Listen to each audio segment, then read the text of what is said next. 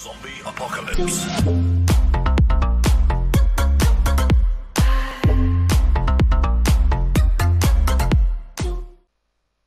Now then, it's Benny Buffon here, and it's time for another video of another race with roster and tactics. We've done already. We've raced through the 8 Legendary Edition races, and we started yesterday with the good old Orcs.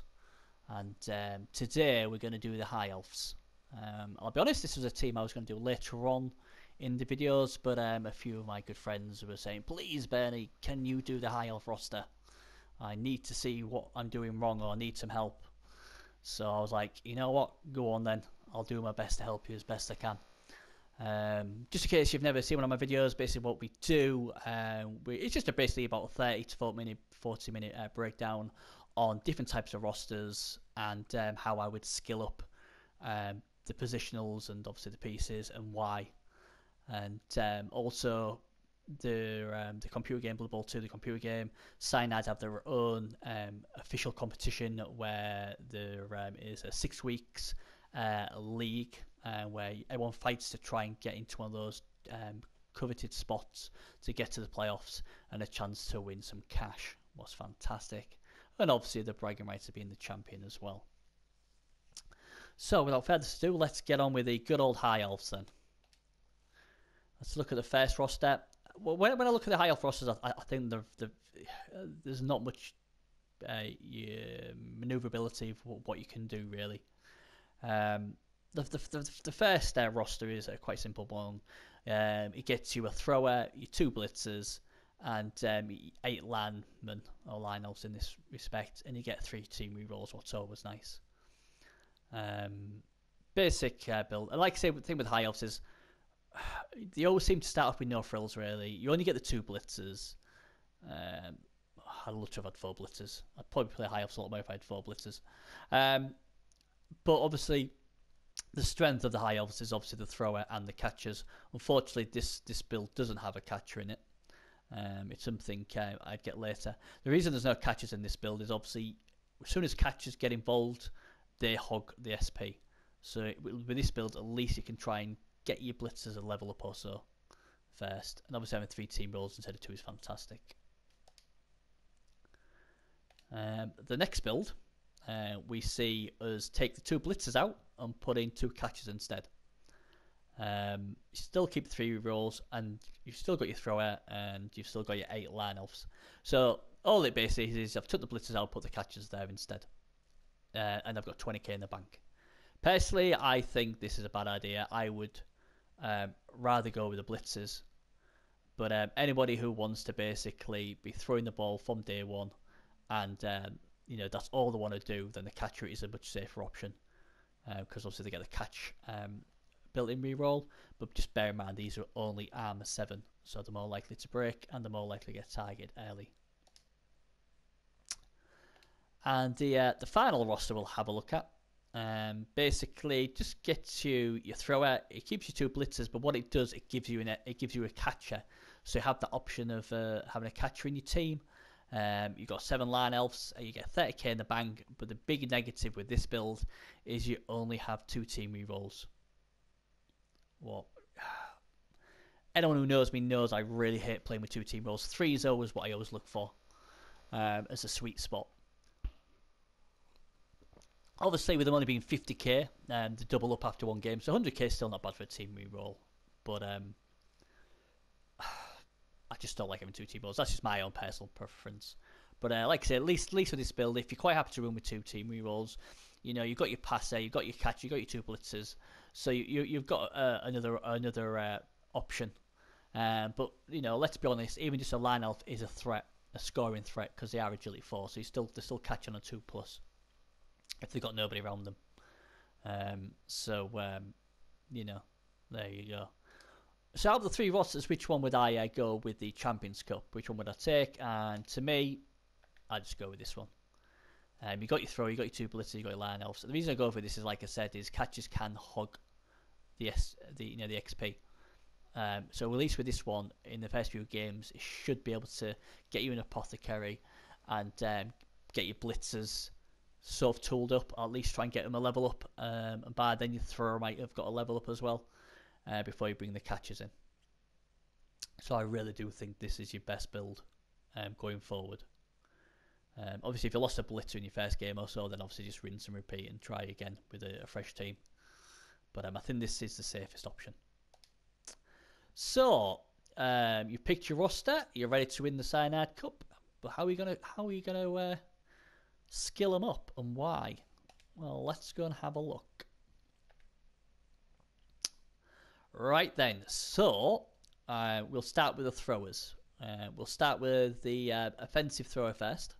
So this guy, basically, he's on the pitch for offensive drives only. You don't want this guy on defense if you can help it. High Elves are regarded as the best throwers in the game because they start with pass and they start with safe throw already. With this build, as soon as you roll a double, give them a strong arm. Because it's just awesome. And then get accurate. So then I think you're long bombing on a 3+. So that is really sweet. And obviously with safe throw, that really does help you from stopping them intercepts. So it's really good. Nerves of Steel is another thing you can have a look at as well. So obviously if you can basically, if someone breaks cage and it is tagged yet, it's not going to make any difference. You won't get any minus modification from someone being in tackle zone. Or you can move forward, tag another opposition player and then throw it. So obviously then that guy you just tagged have to dodge away from you if you wanted to go after the guy you've thrown it to. But just be very aware who you tag with this guy, because although they're armor 8, you don't want this guy next to any sort of killer. The other thing you can do, instead of going for Nerve Steel, you can go for Sure Feet and Sprint, because obviously as great as the high elf throws are, they are only movement 6, so they're not very quick. So obviously if you've got Sure Feet, then obviously your 2 GFIs have built-in reroll, so that extra square or 2 you can take a lot safer. Could be the difference between a 2+ or 3+ pass. But this is the build I would go. I would be looking to try and get accurate strong arm first. It's my first 2 skills, and then it's your own personal preference. Either try and get the extra movement with Sure Feet Sprint first, or go for Nerves of Steel. It's totally up to you. The next thrower basically is a thrower can be kept on the field of play when you want defense. He's built more of an all-rounder. You straight away give him block and then dodge, or dodge and block, whichever way you want to do it, so they come with blodge. Then there's a few chances, there's a few choices. You can go Sure Hands, especially if you're one of these guys who think, you know what, I'm going to use this guy in offense, and I don't want the other build. You want to build just to run the ball and, like do a few little dump offs, so little short screen passes. Then Sure Hands is quite useful, because obviously things like war dances and stuff, and now with Kislev and all that about as well, there's going to be a lot of more builds coming out with strip ball, and having Sure Hands is a very good thing to have. Another way you could go, if you didn't want Sure Hands, you could go for the dump off way. Again though, the problem with dump off is if you got blodge, you really don't want to be you feel like you don't want to dump off unless they've got things like strip ball and tackle. Nerve Steel obviously works well in both things, especially with dump off, and accurate gives you a +1 to the passing. So these guys are really, really good. Again, I suppose you could always go with Sure Feet and Sprint as well, because if you're going to be running the ball, they would come in useful as well. Strong arm again is not bad, but I think with this sort of build you definitely need blodge. I suppose you could go for tackle if you want to use him as a throw, but as a defender out the back if you really want to. But I think this sort of build is probably the best build to go for. Like I said, these are without stats. I mean, obviously, with both throwers, I'd definitely take strength because it makes them harder to get taken down. Agility obviously would be fantastic. Agility 5 is great. Armor, armor I'd take very late on. I'd more likely take the armor on the defensive build. I wouldn't take on the offensive build because you really shouldn't be getting hit with the other type. Movement, again, it's always nice to have. I'd be looking to take movement maybe 3rd, 4th skill. I know some people take first up because you've already got pass already. It's up to you, because movement does help. It makes it much easier to pass in the long run. But like I said, throws are fantastic. Just having safe throw as well at Agility 4 is just brilliant. It's just fantastic. But that's the sort of 2 ways I would build the throwers. Right, catchers.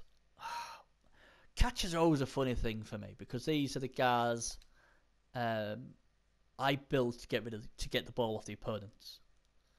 The only skill that come with start off with is catch, what's not great, but on the plus side, they are agility 4 and they come with movement 8, so they are very fast. Their skill I'd get with this guy, because this guy's obviously going to be a ball, he's going to try and get the ball loose, would be wrestle.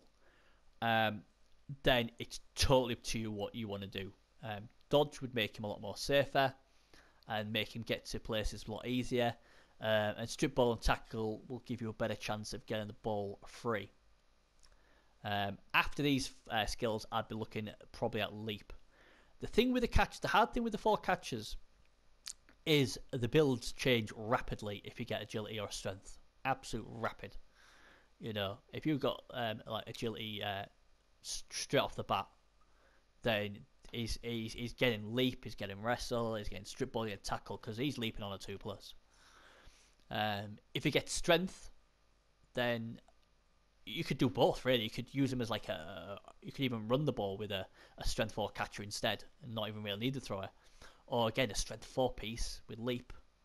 Getting 2 die when he goes into a cage is fantastic as well. I think building 4 in these sort of builds would be fantastic because at the end of the day, the problem with high elves is you can't bash. You cannot bash the opposition. You cannot get into a fist fight. Yes, most of them are armor 8. Catches obviously armor 7. But you're going to get to the point where you're playing these Chaos Kill teams. You're playing, you know, all these with tackle and mighty blow, piling on, loads of guard. And you're just not going to be able to because the key is it's not that hard to score with high elves. The key is to stop your opponent from scoring. And if they get a cage, how are you going to get the ball free? What if they got guard on all the corners of the cage? How am I going to get the ball loose? And this is why you build plays like this: wrestle, strip ball, tackle. Leap would be next, in my opinion, if I didn't get a stat up. You know, you've got to get the ball loose if you want to do well with elves of any race. If you can't get the ball loose from the opposition, you're not going to be that successful. It's as simple as that. The next build is, again, very similar to the build what we've just shown you. The difference with this build is we're looking to get leap in pretty quick.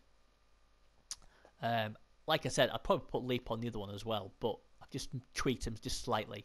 Again, this is, guys, start off with wrestle, then it's up to you.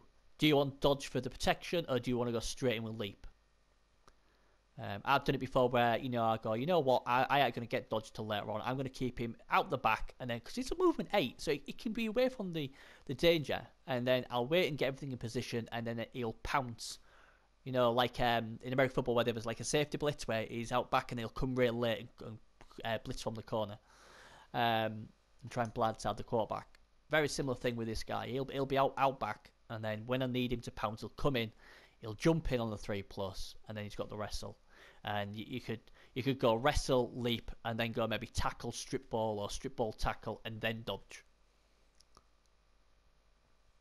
So the other build, what we just seen this one, you could go dodge early with wrestle, and then he can be a bit closer to the action, and maybe the opposition will be having his eye on this guy, think, God, he's close, he may come and get me, and he may completely forget about this guy right out the back, looking very innocent, and then all of a sudden he's trying to take out your other catcher, and then this guy goes booming him, wham, bam, in he goes, and gets the ball free before he even realises. This is a build I like. Again, agility is fantastic on this build. Even strength and agility on catcher ball sackers is fantastic because strength gets you a 2-dar block more times than not, or you know, agility makes it a 2+ leap. It makes it a lot easier.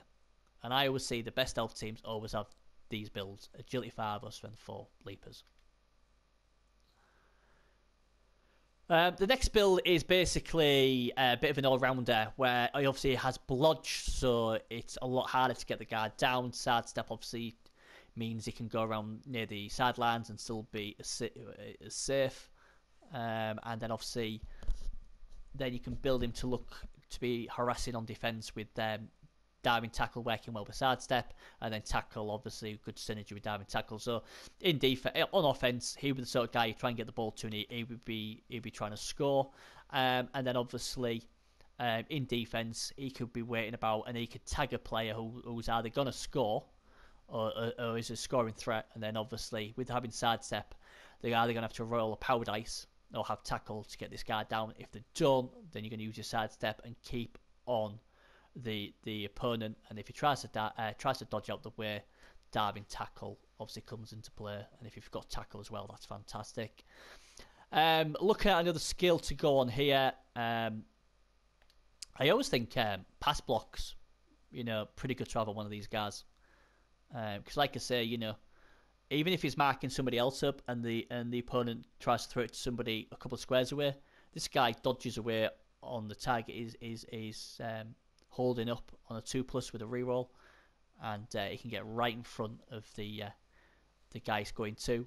Or even if he can't get in front and try and get the intercept, he can go to the side of him, and then there's a -1 to the catch because obviously he's in his tackle zones. And then if the guy tries to dodge away, your diving tackle kicks in.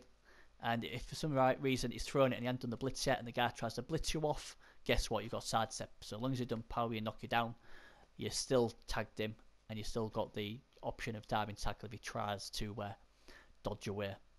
So this guy does both, and is a popular build. And this one is very similar to what we've had. This guy though is basically we're trying to get some speed with this guy, and this guy's probably slightly more built for a one-turner. If you got movement on any of these 4 straight away as a first level up movement, then obviously that's when you can sort of look like turn him into a one-turner sort of thing, because obviously with movement 9 with sidestep and GFIs, it's fantastic. So you're just looking for 2 pushes to have a chance of scoring. So if you got movement, then obviously you'd be looking at obviously trying to get sidestep soon, but obviously at the same time you need block and dodge, so it's not that easy, is it? But this build is if you don't get any stat-ups. So you go with block and dodge to make him a blodge. I'll probably go dodge block to be fair, just to give him protection. Then I'll look at sidestep again, like for the other guy, to be able to go down the sidelines. And obviously if someone tries to knock him down, you can try and sidestep him away from danger. So obviously they catch him, push him into another block. Sure feet and sprint work well together, so obviously he's already moving 8. Sure feet means he can move them extra 2 squares as safe as possible with the ability reroll, and then sprint gives him the extra square, so he could move up to a potential 11. Then you've got 2 options. You've got dive and catch. So if by some bizarre reason the high elf throw isn't accurate, you've got a chance of still catching it. It also gives you +1 to catch as well. And on a normal throw was fantastic. Or basically you could, instead of having dive and catch, you could go with Nerves of Steel instead. But that is a double. So like I say, I always try and build my catchers to get the ball loose. Unless, that's just the way I do it.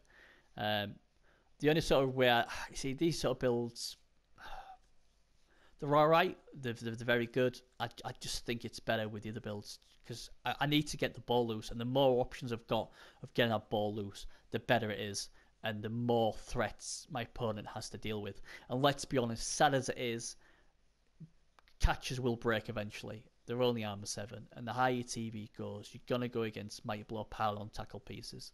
So the more of these guys you've got already built, let's go back to the guy I'm talking about, the more of these guys you've got built, the better it is. The good thing about catches is they are easy to skill up.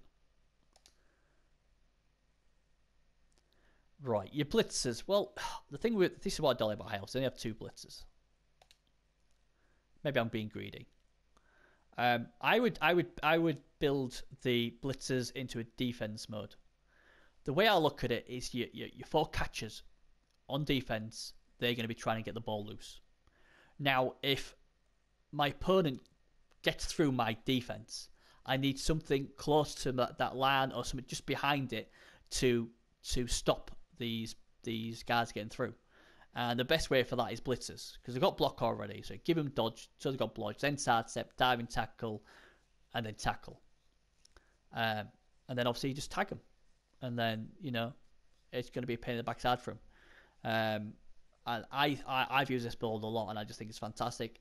I always see a lot where elf coaches will try and get a lot of Mighty Blow on there, and just basically try and outbash. It never ends well, honestly. Got to remember, Mighty Blow is a double. Piling on is a double. If you really want to go down that route, Dark Elves is probably a better chance because you've got 4 blitzes and more chance of doing it. I got that one of my guys where I was looking to roll 2 doubles of Mighty Blow and Piling on. I don't think High Elves are built for that. High Elves are built to basically they're built to pass and to score and to try and get the ball loose.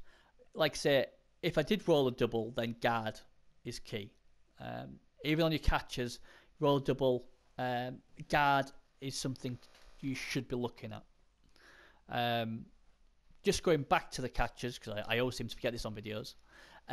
Stat ups wise, agility, absolutely take agility. Strength, absolutely take strength. Armor, I'd only take later on unless I've got like a really good piece after about 3 skills, whereas I don't know, strength 4 and he's got blodge or something.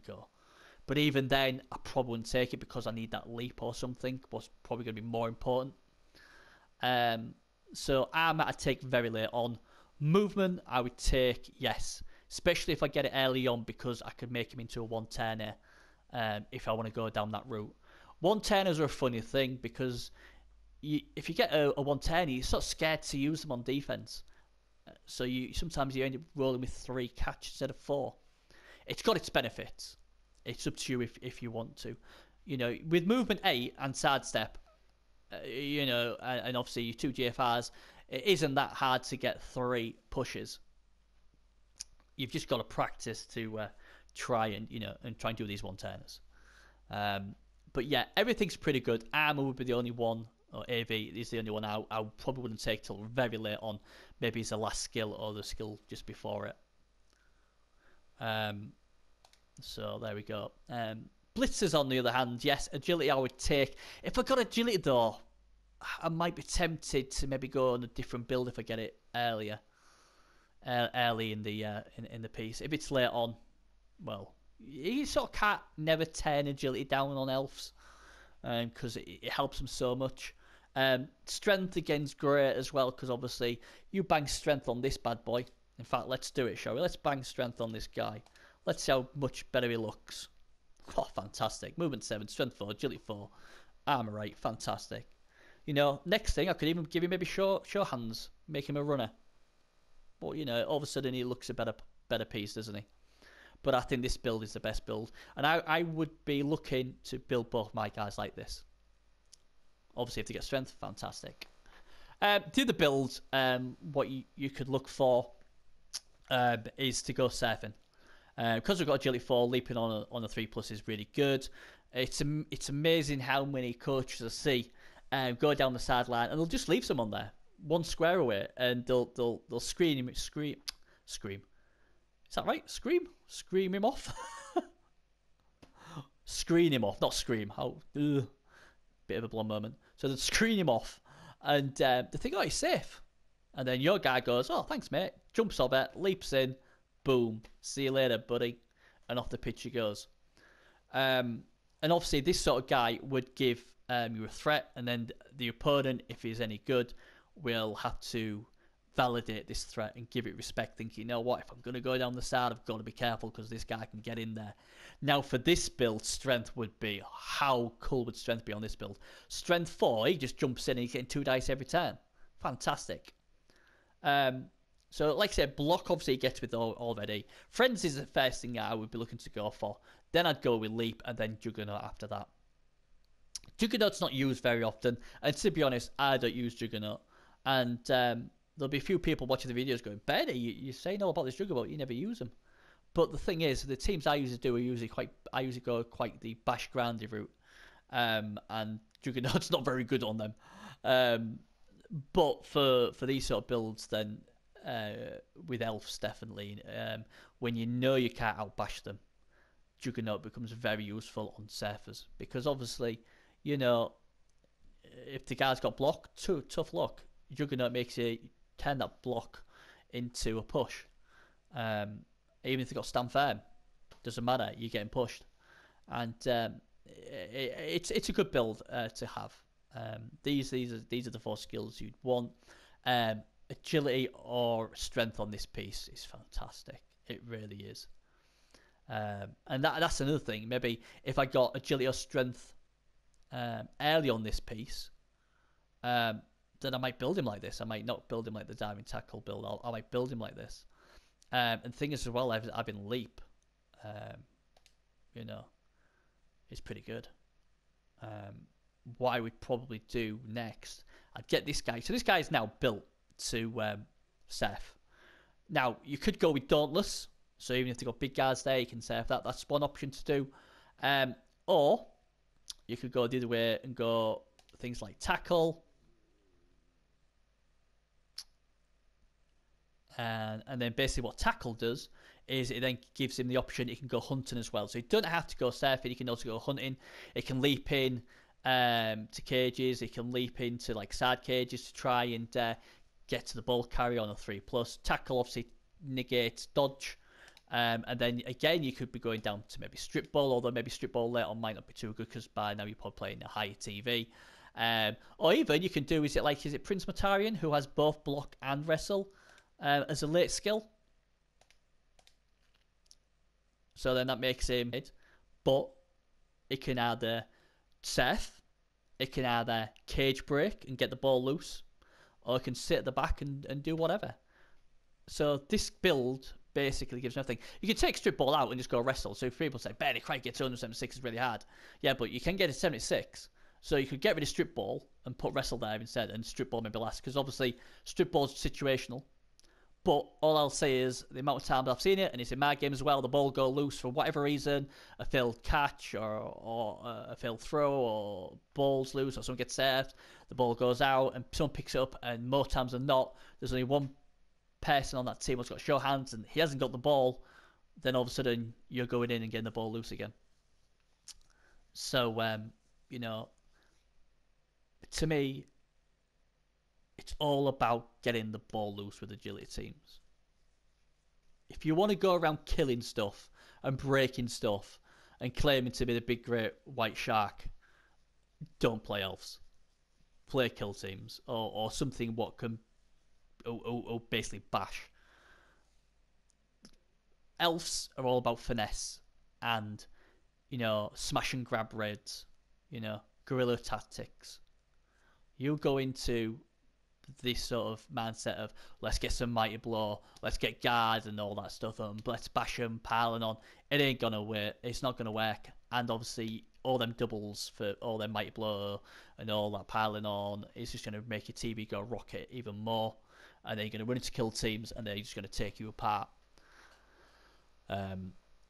So it's all about picking your targets and getting the ball loose. You're going to try and hurt your opposition on the scoreboard, not in the casualty box. That's why sometimes a surf piece like this will help address the numbers. So that is the other build I would definitely go for. Like I said, strength, agility on either of these two builds is fantastic. Armour, very situational. AV, I'd probably take very late on if need be. And movement, if I'm being honest, I probably wouldn't take movement on a Blitzer, unless it's late on, because he needs better skills, in my opinion. McCatch will be doing all the running. So there we go. Now then, finally we get to the Line Elves. Now the first one I've done, if you get agility on a Line Elf first up, fantastic. Because what then this does, if you can keep him alive, is you can build him into another a cage breaker. And then that means you could then use one of your catches for something completely different. Like I said, I'd go with wrestle, and then I'd be tempted to go with leap. If I didn't go leap, I'd go tackle, and there's also dodge as well in there as well. The good thing about Line Elves is you can, even though they're not the catchers, you can still sort of score quite easy with these guys if you want to. So he would be another good point. I mean, the other way you could make him into a passer, but what's the point? You've already got the best passer in the game. Again, I'm sorry if it's boring. I'm sorry if I'm like a broken record. When you get a gift of agility, make him into a guy who gets to the ball carrier. You've got to make the opponent hate having the ball. You've got to give him so many different options. Because if you only have the one option, it's just going to zero and take that option out. If you've got 4 or 5 legit options to take the ball out from him, he's going to have a nightmare. And then if you've got your blitzes at the back with blodge, sidestep, diving tackle, so if he does get through, it's going to be a pain in the backside. And if you've got a catcher sneaking at the back with pass block and that, and he throws the ball, and all of a sudden, oh my god, where's this guy come from? Leaping or moving from whatever, and tags the guy. And he's got diving tackle as well. Oh my god, so even if I do catch the ball, I've still got to try and dodge away with the -2. Nightmare. And this is it. You want to make it as hard as possible and as comfortable as possible for your opponent. And again, agility is fantastic. If I got strength, I'd build him the same way if he's strength 4. I'd then get wrestle and leap, because I'm getting a 2-dar block. Obviously, it'd just be awesome.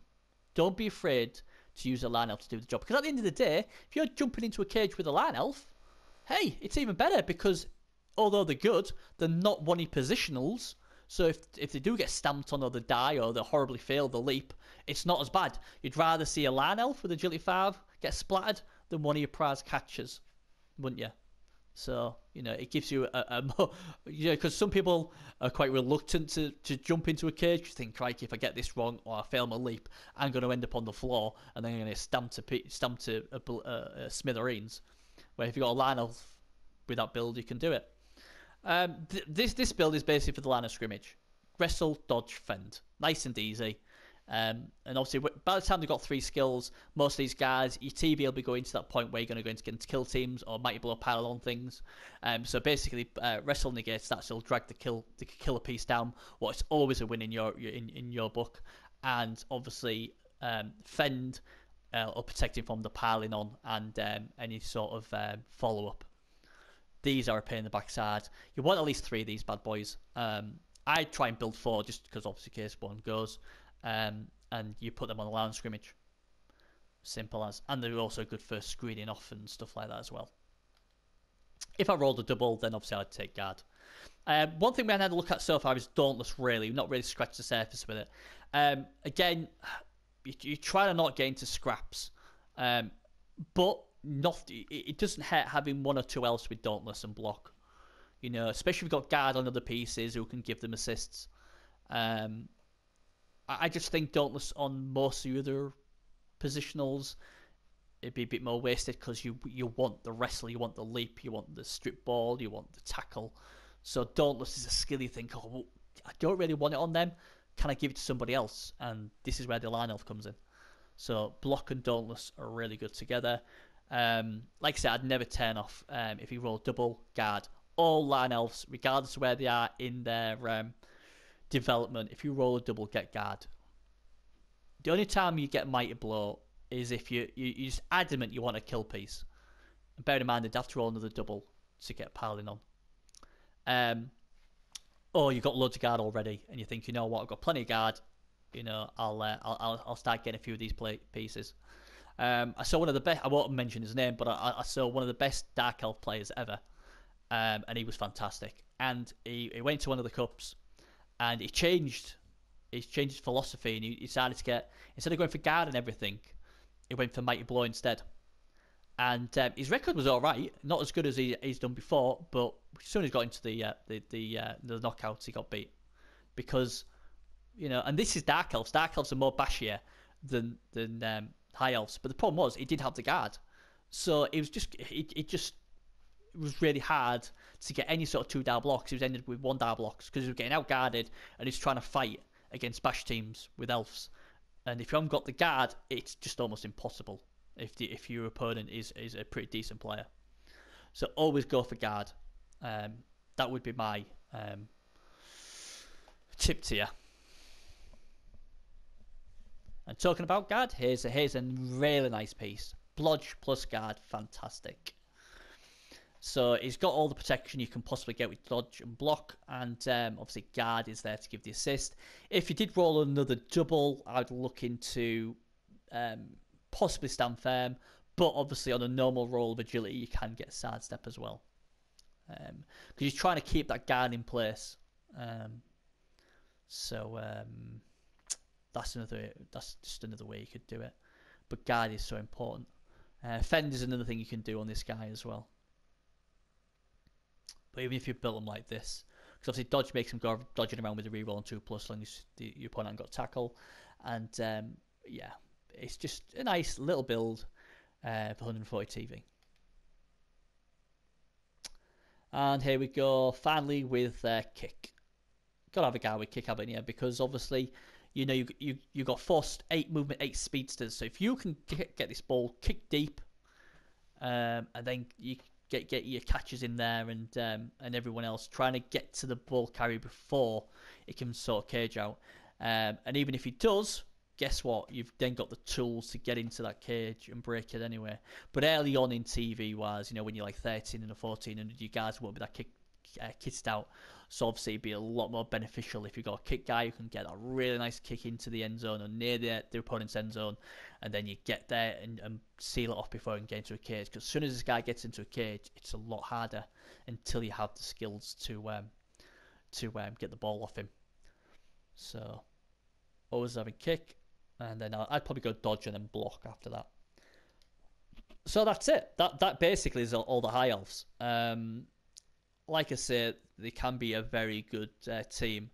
It's one of those teams, like I said, where the need to get the ball loose. I've never really seen any high elf team outbash at high TV because it's just too hard for them.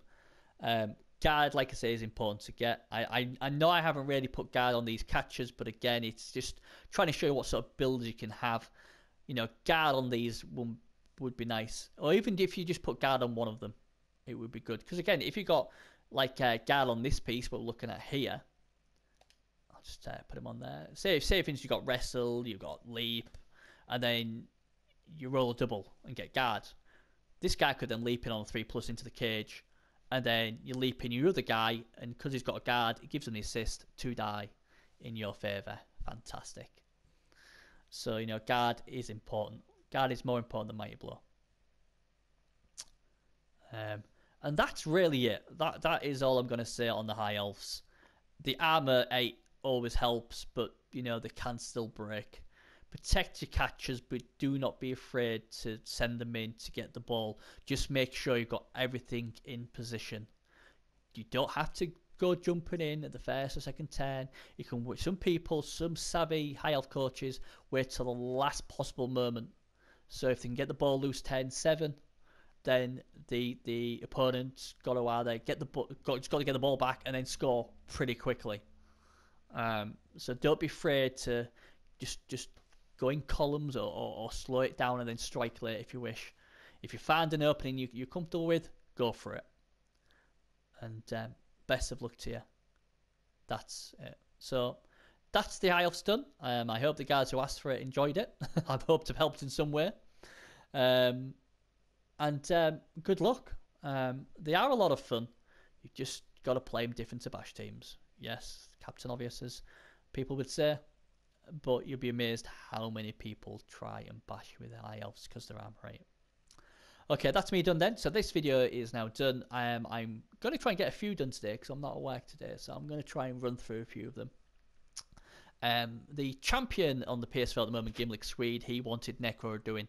So I've already built all the rosters for Necro, so I'm going to go straight on to that now. So hope you enjoyed the High Elf video. Please subscribe because it'll keep you updated with all my videos, because obviously we are going to be doing weekly chat shows as well regarding the Cyanide Cup and other private leagues and various other goodies as well. And yeah, that's it. Thanks for watching. Good luck on the Blood Bowl pitch. Take care, and I'll see you next video. Bye bye.